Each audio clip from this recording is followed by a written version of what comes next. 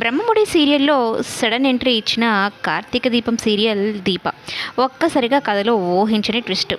యామని అనుకున్న ప్లాన్ని రివర్స్ చేసేసింది దీప.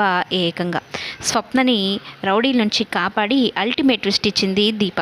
అయితే కావ్యకి ఏదో చేద్దామని కావ్యని బ్లాక్మెయిల్ చేద్దాం అనుకున్న యామినికి కావ్యని ఫోన్ చేసి మా అక్క సేఫ్ అంటూ ఒక ఊహించని షాక్ ఇస్తుంది. రాజ్ని రెచ్చగొట్టి నువ్వు కళావతికి ప్రపోజ్ చేయి అన్నట్టు పంపిస్తుంది యామిని.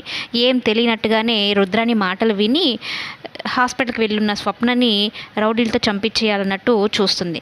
అయితే రాజేమో కావ్యకి ప్రపోజ్ చేయడానికి వెళ్తూ ఉంటే ఇక నా మాట పట్టించుకోకుండా కూడా వెళ్ళిపోయింది అంటూ అపర్ణతో ఇంద్రదేవకాతో చెప్తూ ఉంటాడు.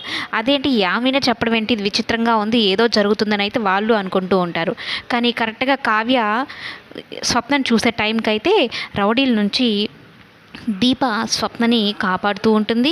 ఆ రౌడీల్ని విపరీతంగా కొట్టి అక్కడి నుంచి అయితే తరిమేసి తల్లి బిడ్డలను అయితే కాపాడటం జరుగుతుంది.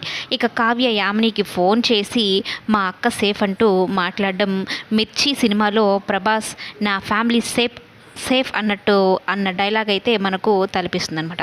మొత్తం మీద కార్తీక దీపంలోని దీప మన స్వప్నని కాపాడిందని చెప్పవచ్చు.